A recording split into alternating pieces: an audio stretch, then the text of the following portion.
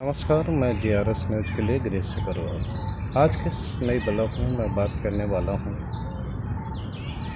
राहुल गांधी पर ये सजा की मानहानि के मुद्दे पर हुई इस सजा में राहुल गांधी पर क्या असर पड़ेगा, इस बात का विश्लेषण भी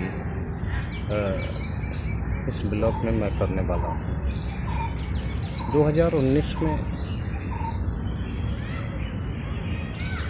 कर्नाटक के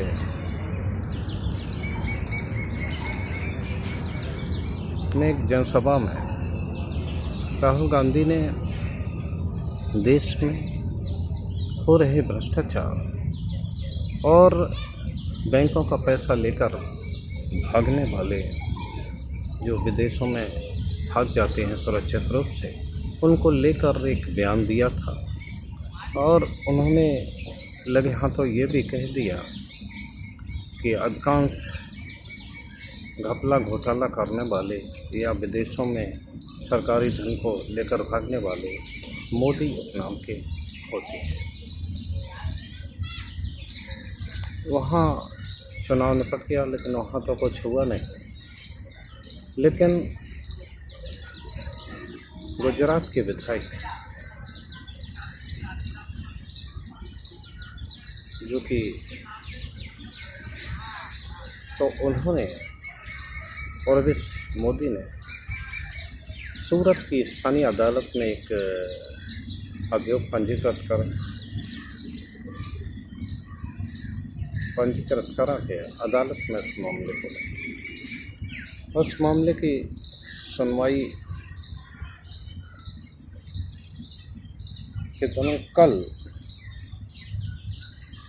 आरोप तय हुए और राहुल गांधी को 2 साल की सजा सुनाई। ये मानहानि के मामले में सर्वाधिक सजा है। क्या हुआ और अदालत ने कितनी सज़ा सुनाई, सर्वाधिक क्या सुनाई, इस बात को लेकर मैं कोई सवाल अदालत के या माननीय न्यायाधीश के विवेकाधिकार पर कोई सवाल खड़ा नहीं कर रहा हूँ। लेकिन जिस तरह से ये मामला वैसे तो होना तो ये चाहिए कि अगर राहुल गांधी ने कर्नाटक ये मामला कर्नाटक का था तो अभियोग वहीं पंजीकृत होना चाहिए था, लेकिन अभियोग को गुजरात में पंजीकृत कराया गया और उसमें हिस्सा लिया। ये एक मैं सिस्टम और एक राजनीति की ओर आप लोगों का ध्यान आकर्षित करना चाहूँगा कि अभी आपने देखा होगा बहुत दिनों से कि बयान दिया जाता है गुजरात में और उसका अभियोग पंजीकृत होता है असम में, उत्तराखंड में या अन्य भाजपा शासित प्रदेश में। तो ये एक तरह की ऐसी कुत्सित राजनीति है। राहुल गांधी तो गांधी परिवार से आते हैं और उनकी 3 पीढ़ियों ने लगातार राजनीति की है और देश में अच्छा रसूख रहा। उनके यहाँ से उनकी दादी भी प्रधानमंत्री रही, पिता भी प्रधानमंत्री रहे। अगर यही घटना कोई आम आदमी के साथ घटे तो यहाँ पर यह सवाल उठेगा कि वो आम आदमी किस तरह से अपनी पैरवी कर पाए या अपने को बचा पाए। राहुल गांधी के पास एक बहुत बड़ी टीम है, विशेषज्ञों की टीम है, राजनीतिक रूप से भी वो रसूखदार है। लेकिन अगर यही सब किसी आम आदमी के साथ है, किस प्रकार वो अन्य प्रदेशों में अपनी पैरवी कर पाएगा। अभी गुजरात के एक विधायक थे जिनको कि गुजरात से उठा के असम ले जाया गया था, और तमाम तरह के इस तरह के केस हुए हैं। जो मामला अन्य प्रांत का था और उसको उत्तराखंड या असम में पंजीकृत कराया गया। तो ये इस तरह की राजनीति है। अधिकांश ऐसे मामले राजनीतिक कारणों से दर्ज कराए जाते हैं, इनका किसी उससे लेना देना नहीं रहता। जैसे कि आपने देश के प्रधानमंत्री या उनकी नीतियों के खिलाफ कहीं भी सवाल खड़े किए, करीब देश के आधे राज्यों में भारतीय जनता पार्टी के मजबूत संगठन है, वहाँ उनके मुख्यमंत्री हैं और देश में सबसे बड़ा दल है। तो वहाँ एक रणनीति के तहत अभियोग पंजीकृत किया जाता और देश के विभिन्न हिस्सों में अभियोग पंजीकृत होते हैं। लोग इधर उधर भटकते रहते हैं। राहुल गांधी पर जो सजा हुई, ऐसा लगता है कि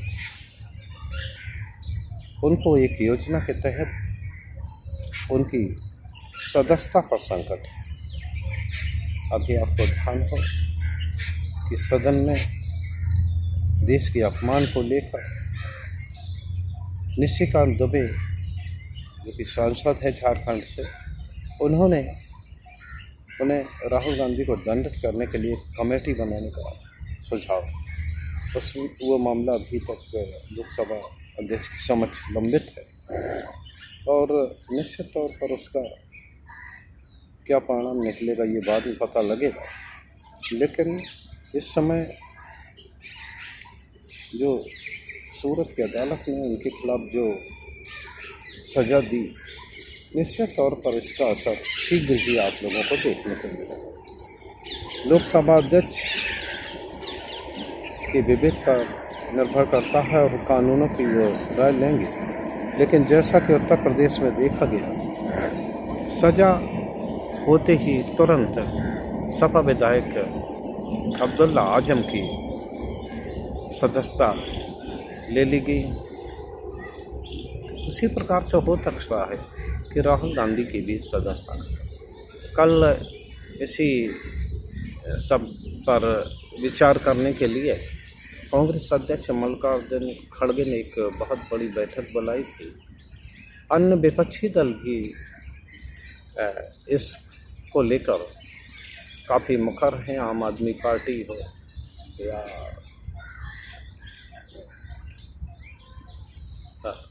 सपा प्रमुख अखिलेश यादव, इन लोगों ने भी राहुल गांधी पर और राहुल गांधी को योजनाबद्ध ढंग से टारगेट किए जाने को लेकर सवाल खड़े किए हैं और भरोसा दिलाया कि वो इस मुद्दे पर निश्चित तौर पर